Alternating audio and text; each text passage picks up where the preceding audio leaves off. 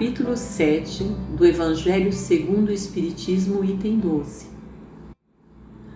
Após nós dissertarmos sobre este capítulo em nossos estudos, onde com vários médiuns aprendemos o que é ser pobre de espírito, aprendemos a entender o orgulho e a vaidade e como essas características nos afastam da nossa evolução espiritual, nós pudemos entender melhor o que é ser humilde.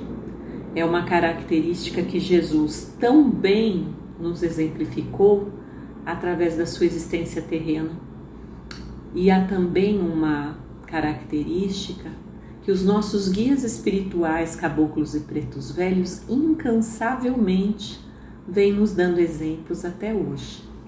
Nós vamos falar agora de um item que, ao meu ver, tem muita importância dentro dos nossos estudos, principalmente dentro da Umbanda. Ele é iniciado, o item 12, pelo espírito Adolfo, bispo de Argel, nesse capítulo. E aí ele fala assim: homens, por que vos queixais das calamidades que vós mesmos amontoastes sobre as vossas cabeças? Desprezastes a santa e divina moral do Cristo. Não vos espanteis, pois, de que a taça da iniquidade haja transbordado de todos os lados. Para nós estendermos a pergunta que ele nos fez e a resposta que ele nos deu, nós vamos entender qual é o significado da palavra iniquidade. No dicionário, iniquidade é o caráter daquilo ou daquele que é iníquo, que é contrário à equidade. É uma ação ou coisa contrária à moral e à religião. Para ficar melhor entendido ainda, vamos entender o que é equidade. Equidade é a apreciação, um julgamento justo, é a virtude de quem ou do que, através das suas atitudes, do seu comportamento ou através de fatos, manifesta senso de justiça, imparcialidade, respeito à igualdade de direitos. Voltemos então lá para o questionamento. Por que nos queixamos das calamidades que nos batem se fomos nós mesmos que as amontoamos e as estamos colhendo? Então, olha só, nós não podemos reclamar daquilo que a gente vem errando através de diversas encarnações e que se cristalizou de tal forma no nosso espírito que a gente vem recebendo tudo aquilo que a gente plantou. Nós colhemos,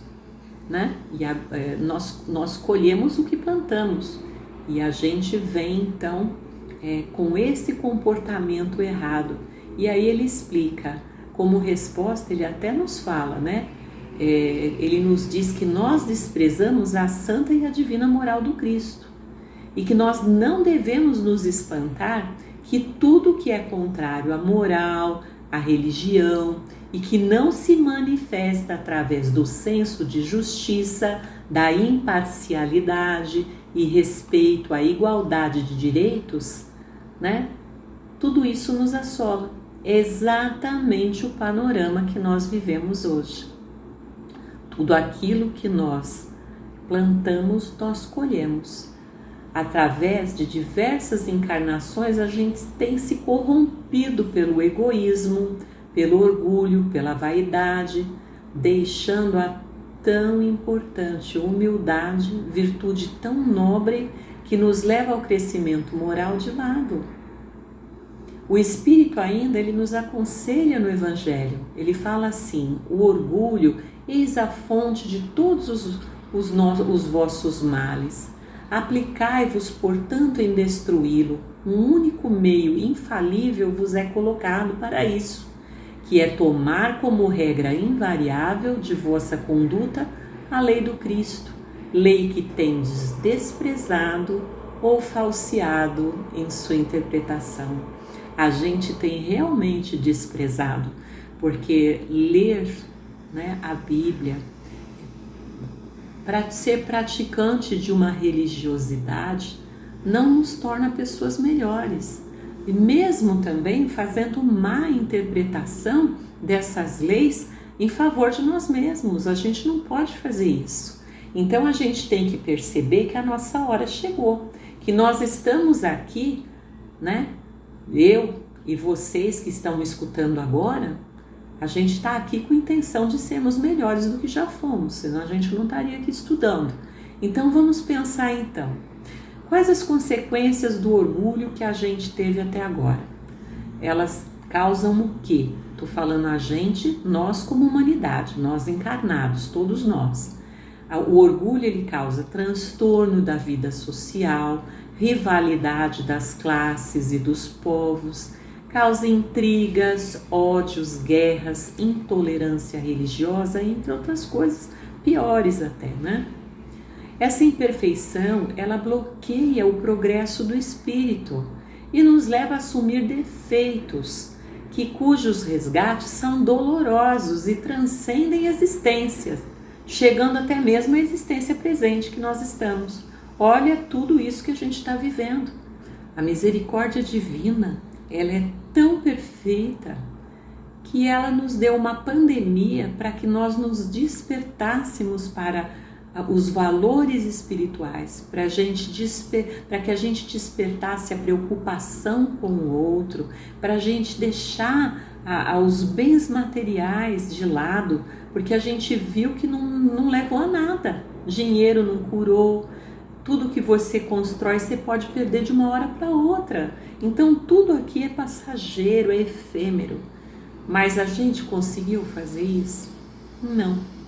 E aí esses vícios, né, que a gente traz de vidas da prática do nosso orgulho, eles nos desenvolveram em nós paixões pelos bens materiais, inveja, ciúme, egoísmo, nos afastando de tudo o que nos remete ao bem, à caridade desinteressada e tantas outras coisas que atrasam o crescimento, causando dor e prejuízo para nós mesmos.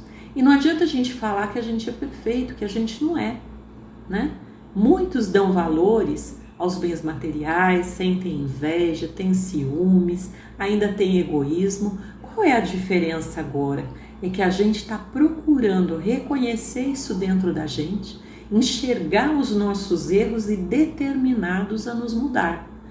Nós podemos dizer que Deus, em seus desígnios, Ele nos fez nascer em um meio onde nós pudemos desenvolver nossa inteligência, né? E Ele faz isso para que a gente possa fazer o bom uso dela para o bem de todos, pois é uma missão que Ele nos deu.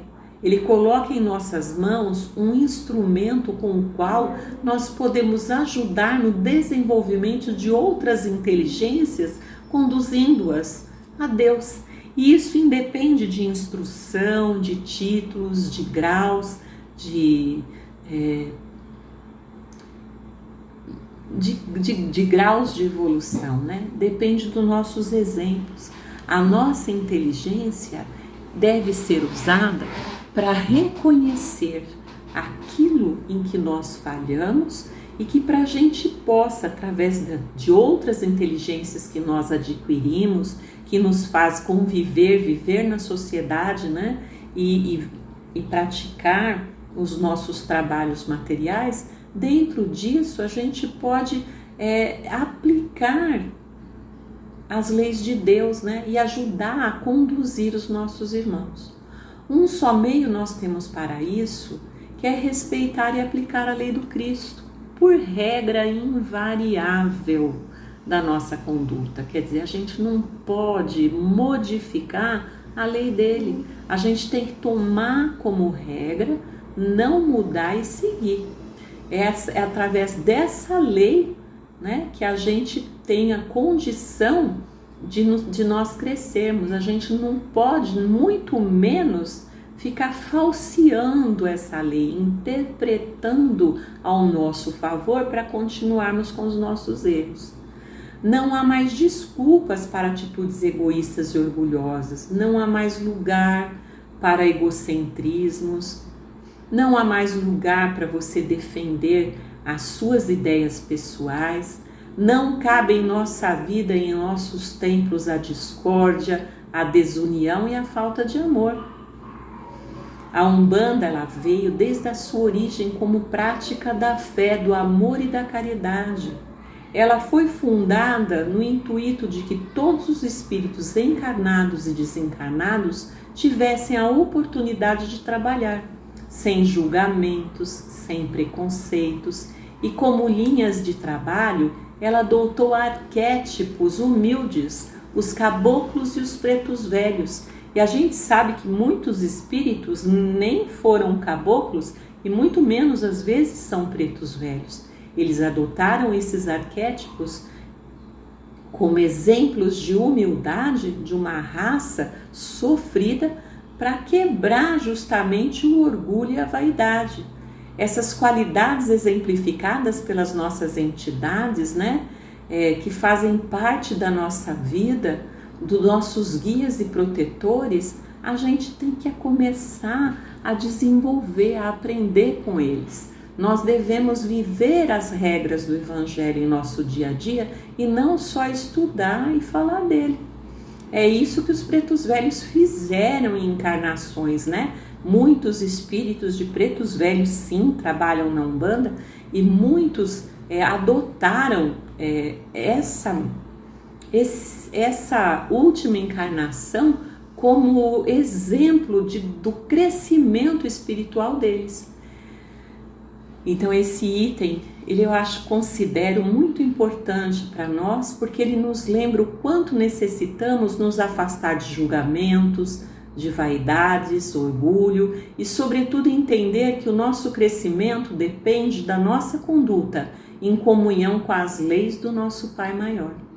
Nós precisamos nos reanimar, abrindo nossos olhos para a luz, entendendo que esta breve existência em que estamos não se presta a partidarismos, a grandezas, a títulos e a bens materiais que não possam ser usados pelo bem do nosso próximo.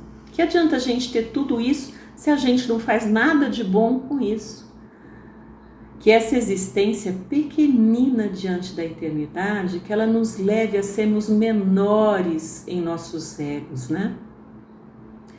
Que ela nos faça entender que não existe outro caminho senão o do amor e que não existe outro caminho senão caminharmos de mãos dadas, nos ajudarmos uns aos outros, da gente seguir trabalhando com humildade, aparando todas as arestas que nos tornam seres, né? Que não nos tornam seres melhores, a gente devagarzinho e reconhecendo isso, não nos permitirmos entrar em discórdia, em injustiça, seguir o exemplo dessas entidades humildes que trabalham conosco e procurarmos em nossas vidas desenvolver, sobretudo, a disciplina perante as leis de Deus, perante o nosso templo, que é um dos meios maravilhosos que nós temos para poder praticar a caridade. Eu espero que esse item tenha sido tão importante para vocês como é para mim e que vocês sigam conosco em nossos estudos. Até o próximo Evangelho.